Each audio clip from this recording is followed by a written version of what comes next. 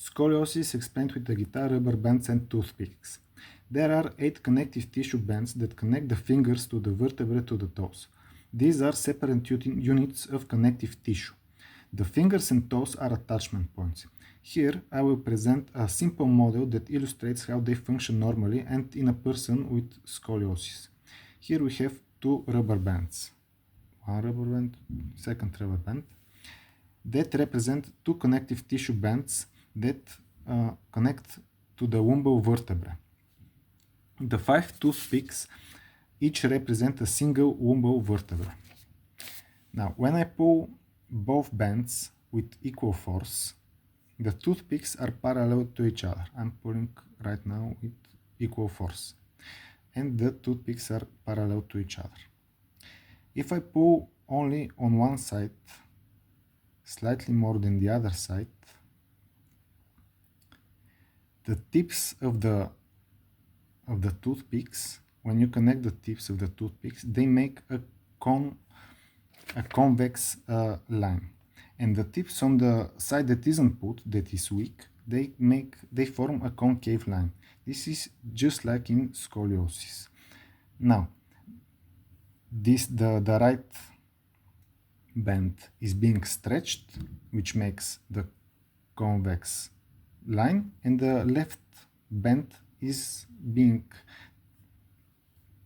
loosened, which makes the concave line. The rubber bands here are not directly, and you can see on the other side as well. Same thing happens. If I pull on the left band, the tips form a convex line here, and the tips on the right side make a concave line. And this creates a bend. And in the human body, this is what makes a scoliotic curve.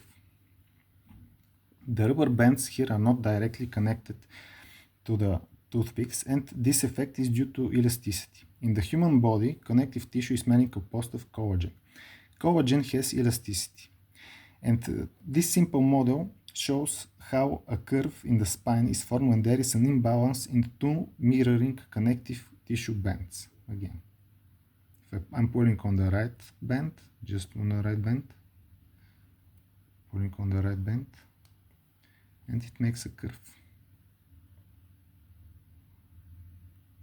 And on the left side, because I can't pull all the way, now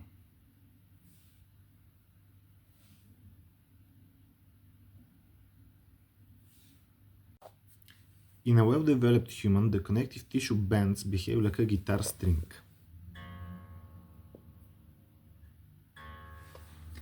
When the body moves, mechanical waves go along the whole bands. In a person with scoliosis, there is an obstruction, like this.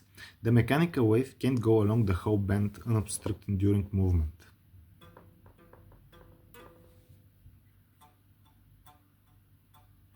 The mechanical wave stops at the obstruction and can't pass on to the rest of the band.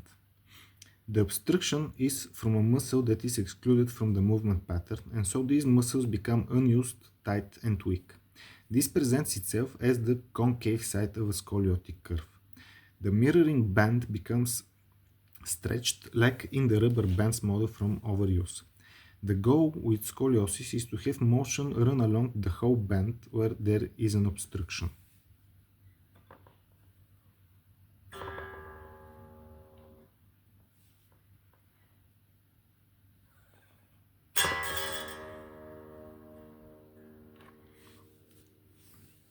This is done with rolling forwards, backwards, knowing the attachment points of the bands and understanding how the body operates in motion.